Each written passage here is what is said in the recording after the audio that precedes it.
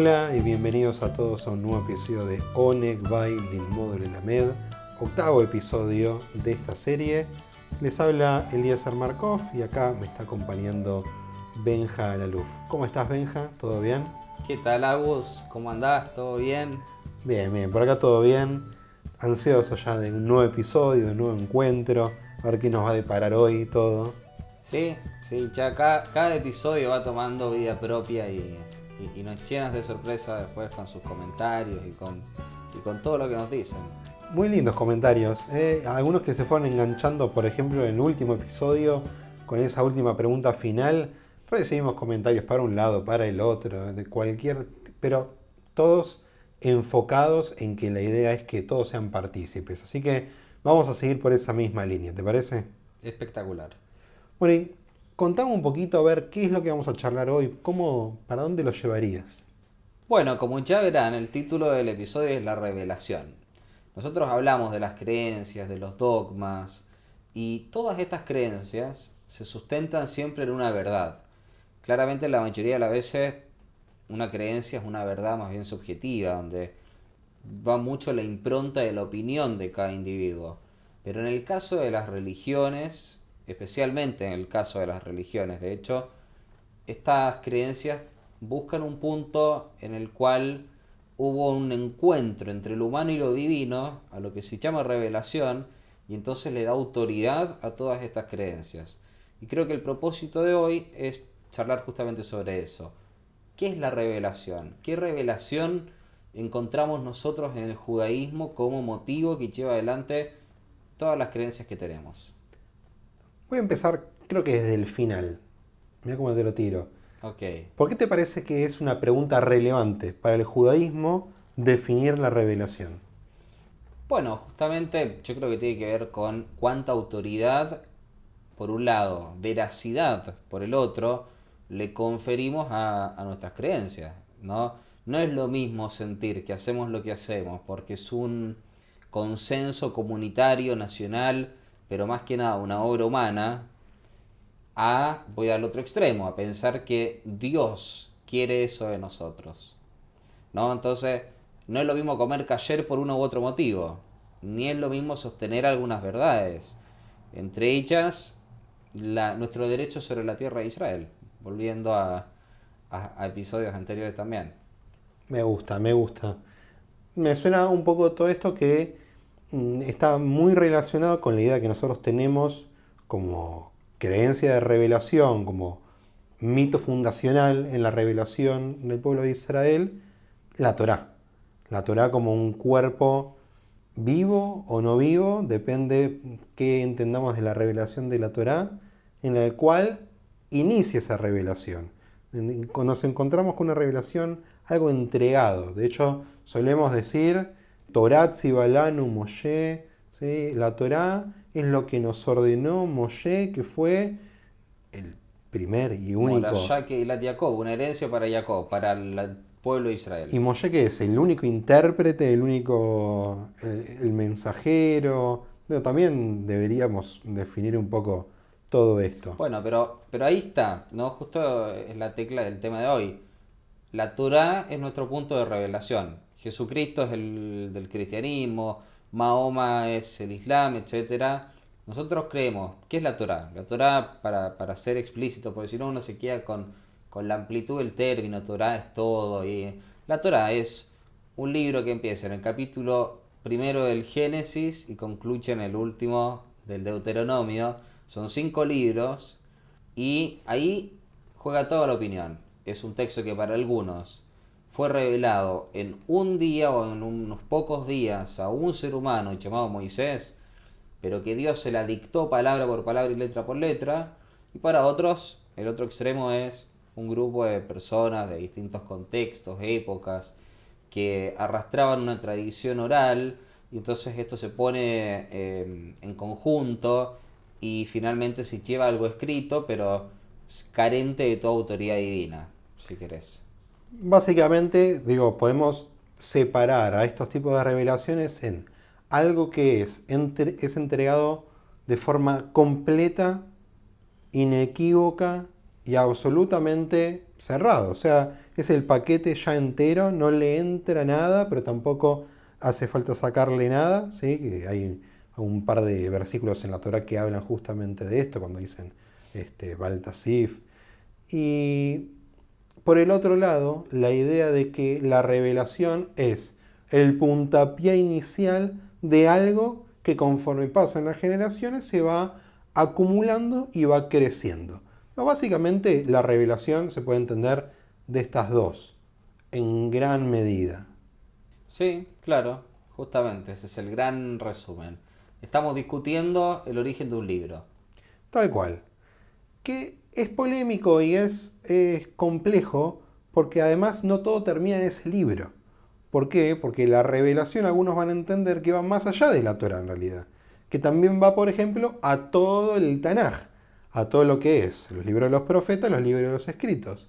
Y algunos dicen va todavía más allá, que la Mishnah y el Talmud, las compilaciones más grandes de lo que se conoce como la ley oral, también son revelación dictada 100% a Moshe, que no las escribió porque por ahí ya no le quedaba más renglones en el cuaderno, las mantuvo de una forma oral y las transmitió de forma oral. Pero por eso te decía, ojo y tratemos de cuidarnos del amplio sentido de la Torá porque vamos a llegar también a que lo que ayer un rabino dijo en el púlpito, Moshe también lo escuchó en el Har Sinai, y es verdad, existe toda esa postura de que Torá es todo, pero vamos al libro, vamos a ese libro, ¿sí? Y yo creo que ahí ya es suficiente polémica la que se puede armar. Sí, pero ojo, pero no le escapemos al otro, no porque venga a revelarnos algo, justamente, sino porque justamente ahí vamos a desentrañar algo que creo que se entiende mal,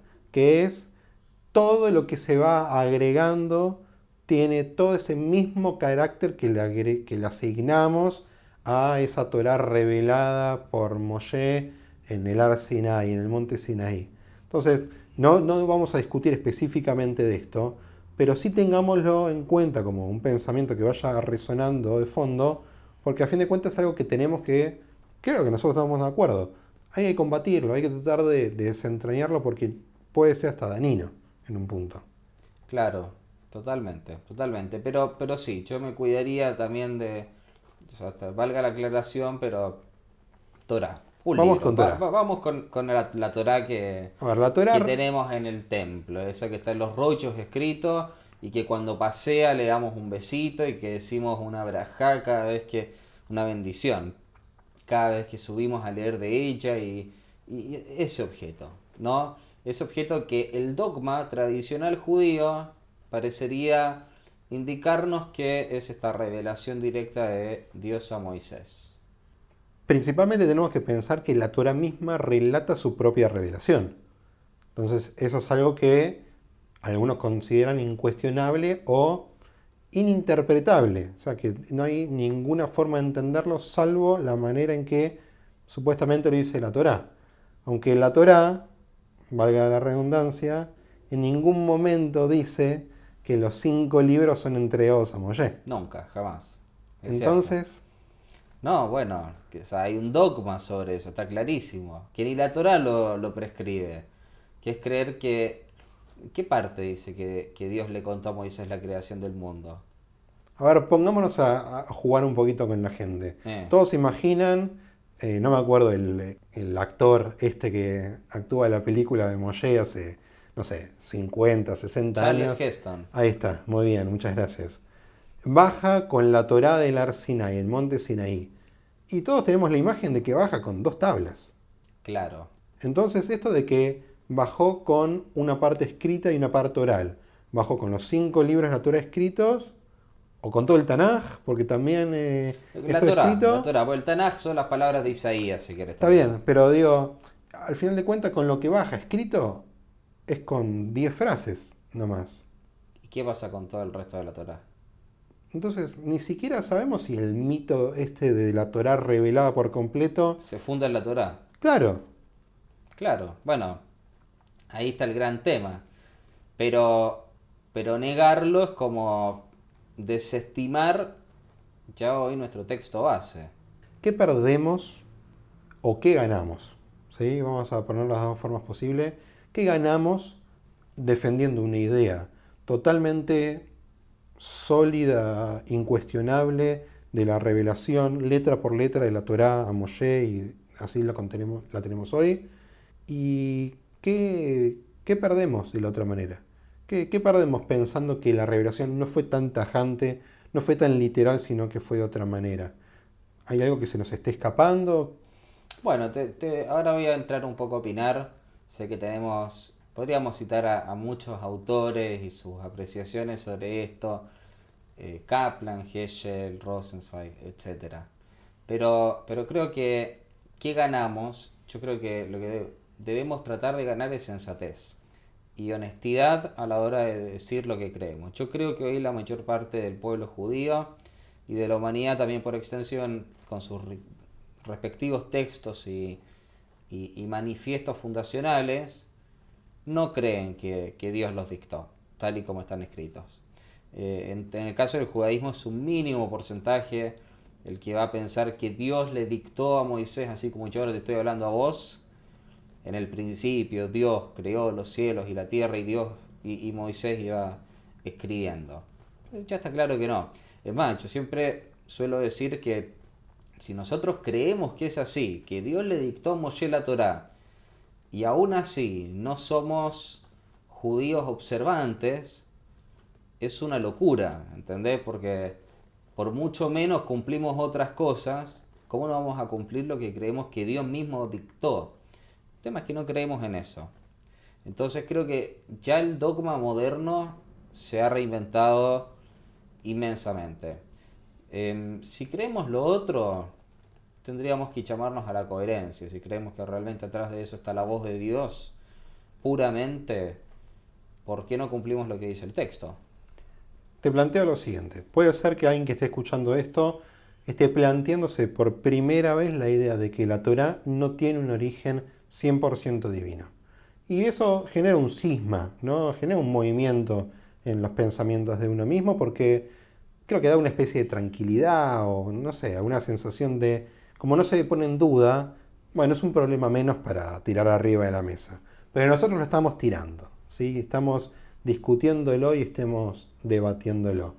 ¿Acaso pierde sentido todo porque no consideramos que toda la Torá es una revelación boca a boca de Dios? No, claramente no. Yo creo que, primero, hay una diferencia grande entre decir que Dios le dictó a Moshe toda la Torá y decir esto es la obra de un grupo de humanos. Hay un intermedio, hay una gama de opciones que pueden también llenar nuestro sentido sobre cómo apreciamos la revelación. No es todo o nada. Yo creo que lo que sí está en cuestión es si acaso detrás de todo el texto está solo la voz de Dios. Y creo que hoy, consciente o inconscientemente, la respuesta de la mayoría de nuestros oyentes es no, no está la voz de Dios. Algunos creen que sí, pero bueno, esta es la idea del podcast, también es rupturista. Lamento informarles que, o no, no sé si lo lamento, pero si no tienen una observancia absoluta y ciega de lo que el texto dice, no va en consonancia con decir que yo creo que este texto es divino, ¿no? Por mucho menos, es lo que yo te decía, cumplimos las leyes nacionales y no vienen de Dios. Está bien, pero igual dejemos el lado de la coherencia a partir de la creencia, porque a fin de cuentas somos seres bastante coherentes en un montón de cosas. Pero vos no le vas a hacer caso a Dios. No, O sea, está claro que yo entiendo lo que decís y lo apoyo, pero para no centrarnos, para que no se vaya en algo que sea una consecuencia, si no estemos pensando en la consecuencia de lo que estamos charlando, sino que justamente nos concentremos solamente en la revelación, me parece que hay que entender que la Torah, como cualquier texto escrito en la historia de la humanidad, es un texto histórico que tuvo modificaciones a lo largo del tiempo, y eso hay muchas formas de dar cuenta, y que está probado, y que está investigado, y que como texto histórico justamente se puede entrever cosas que son propias del contexto en el que fue escrito. Y hay cosas que nos hacen ruido de la Torah, por ejemplo, que tienen que ver, un ejemplo, el rol de la mujer. Y dicen, no, bueno, pero Dios dio algunas normas para ese momento porque el mundo no se podía pensar de otra manera. Y la verdad es que no, la verdad es que lo más probable es que la gente que haya interpretado la revelación, sea de la manera que haya sido, la terminó traduciendo o escribiendo en esta Torá de una manera que sea normal para la época en que estaban viviendo. Entonces, la mujer, los esclavos, la relación con otros pueblos, la relación con Dios mismo, que a veces es de una forma, a veces es de otra, a veces se lo caracteriza como algo realmente sobrenatural y a veces hasta casi parece un humano más que va interactuando e interpretando las acciones de su creación. Entonces, con lo que decías antes, de que tiene que haber un intermedio, es justamente el desafío tamizar de toda la Torah y de toda la tradición judía que tenemos, qué cosas son divinas y qué cosas por ahí son más de época, qué cosas por ahí son un mensaje que nos hacen entender el contexto en que la Torah fue creada, en el contexto en que la Torah nació, y qué cosas son revelación de Dios que nos llega casi textualmente. Bueno, yo creo que hay algo clave que vos decís, y es esto de la Torá es un libro histórico, que se comprende en su contexto histórico. Pero pará, una cosa, no es un libro de Es lo que historia. estaba a punto de decir. Ay, Benja, Me pobre. lo sacaste, claro, pero no es un libro de historia ni un libro de ciencia. El dogma tradicional lleva a esto, ¿no? Que la Torá cuenta historias que son verídicas desde un punto de vista historiográfico y relata verdades que científicamente deberían poder ser comprobadas. Incluso algunos extreman todos sus recursos en trabajos bastante burdos, en tratar de, y la Biblia tenía razón, y otro tipo de cosas que a mi opinión, bueno, no voy a decir mi opinión para no caer en lo políticamente incorrecto, pero claramente son intentos infantiles de justificar que la serpiente habló, que el burro habló, que si el mundo se creó en 6 días. Y creo que ahí encima desmerecemos el espíritu de la revelación misma. Yo opto, y creo que ahí ya podemos empezar a buscar este punto medio, o entender de manera seria cuál es el objetivo de todo. Como alguna vez escuché, ¿no? Siempre nos disputamos entre un judaísmo, no me acuerdo de qué rabino, por eso no lo puedo citar, pero no es mía la frase, entre un judaísmo pediátrico y un judaísmo geriátrico, ¿no? O para explicárselo a los niños o para relatarlo en el momento cercano a nuestro fallecimiento, entonces una forma de tener paz. Pero hay que ahora salir de esos paradigmas y tratar de ir a un judaísmo adulto. Y un judaísmo adulto puede leer el texto y decir, espera, esto no reemplaza al libro de historia. Esto tiene otra función totalmente distinta, habla en otro lenguaje. Bueno, esto que decías vos, un judaísmo, una religión para adultos, es uno de los escritos más conocidos de Emmanuel Levinas, por ejemplo. Y esto que decías de las investigaciones, yo que vengo del palo de la historia he visto cada cosa realmente que son... No solamente es increíble y hasta uno puede pensar, wow, cuánto esfuerzo se está haciendo para probar por qué meteorológicamente hubiese sido posible que el Mar Rojo se hubiese partido en dos, sino que nos parece innecesario. Es innecesario, porque la Torah no te está contando que un mar se puede partir en dos. La Torah te está contando cómo hizo un pueblo para salir del estado de esclavitud y cómo hizo Dios un esfuerzo para que ese pueblo salga de ese momento. ¿Por qué a Dios le interesa que un pueblo elegido por Él sea libre? ¿Por qué un pueblo debería ser libre? ¿Por qué todos tienen que transitar por un mismo lugar? ¿Por qué desafíos para atravesar el desierto durante 40 años? Y ahí hay otra cosa, por ejemplo, el tema de la numeración, el tema de la temporalidad dentro de la Torah. 40 años, 3 años, 15.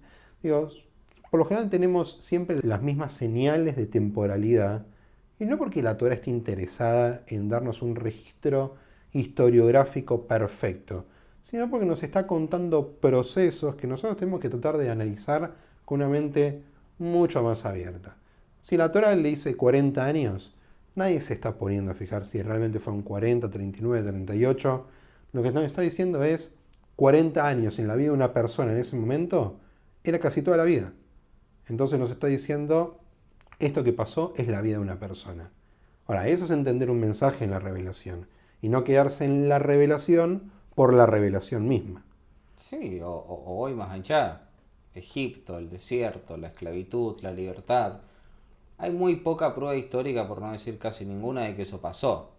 De un pueblo estando en Egipto y siendo el éxodo masivo, no, casi no hay registro. Y casi creo que me sobra. Entonces, todo puede ser una alegoría. El cómo nos constituimos en pueblo es un paradigma que rompe la idea de la esclavitud, de la zona de confort, de aquí yo siempre digo, ¿no? Ahora no quiero entrar en exégesis porque tampoco es el objetivo de hoy, pero la esclavitud tiene que ver con aquello que no tenemos que pensar, no hay que invertir ni energía, ni tiempo, ni creatividad. Y ser libre tiene un costo, me tengo que hacer cargo de esa libertad. Y el desierto es un proceso para llegar a eso, que es la tierra prometida. Todas estas alegorías son todas metáforas, o se pueden ver vistas así, y una metáfora es una manera de decir algo dicho de otra forma, ¿no?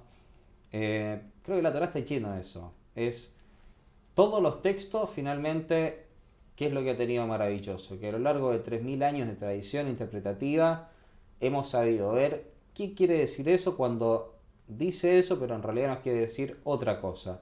Y ahí está el encuentro con lo divino también.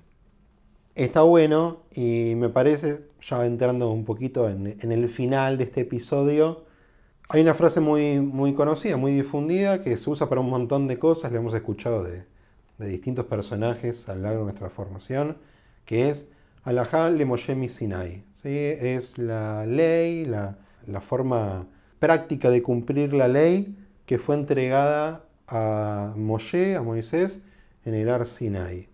Que para algunas cosas está claro, digo, es lo que hay que hacer, si así lo entendemos, llevamos una vida lógica nosotros dos, entendemos que no matar o comer kasher son cosas que entendemos son parte de la revelación.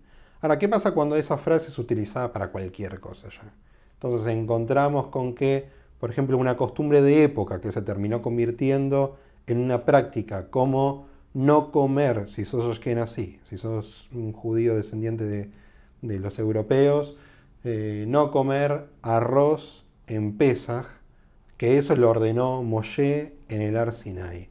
Y te lo voy a contraponer con otro midrash, ¿sí? con un midrash muy conocido, que habla de que Moshe fue a visitar, cuando estaba en el Ar Sinai, fue a visitar temporalmente, hizo un viaje intergaláctico y terminó en la academia de Rabbi Akiva. Se sentó en la última fila y vio como Rabbi Akiva explicaba algo que Moshe había recibido, pero que Moshe nunca lo había entendido. O sea que claramente en el Midrash los sabios de mente memoria también entendían que había algo que se iba construyendo, que no era cierto, que todo había sido entregado y que el asunto era no ir perdiéndolo, sino al revés. Era un núcleo entregado en el Ar Sinai, sea lo que eso signifique, y a partir de eso una construcción. Exacto.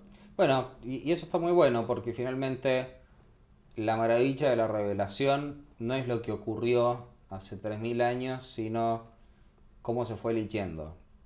Y, y asumiendo que quizás no todo proviene de un suceso histórico, sino que en realidad nosotros vamos construyendo en cada generación nuevos discursos sobre un mismo texto. Y ahí está quizás lo maravilloso, que eso sí es inmutable. Un texto que no ha cambiado desde que tenemos memoria. Ni siquiera vamos a decir desde qué momento, porque hay una disputa si este texto nace en el Sinaí, si es que es de un grupo de hombres y mujeres que residían en distintos puntos y por cuestiones políticas se unen los textos después, si se le ocurrió al Cervantes de la época o lo que sea, y quizás el origen enigmático también le otorga la cuota de divino, porque no tenemos idea cómo llegó la Torá que hoy tenemos a nuestras manos. Entonces ahí podemos asignar una cuota de misterio, y en el misterio reside lo divino también. Tal cual.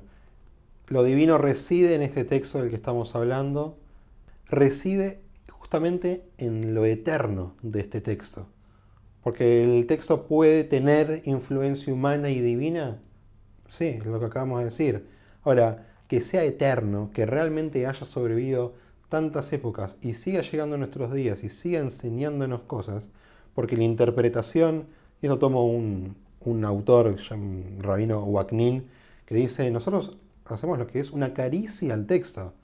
La interpretación es simplemente acariciarlo, pero no le producimos nada, no le sacamos nada, el texto permanece inmutable.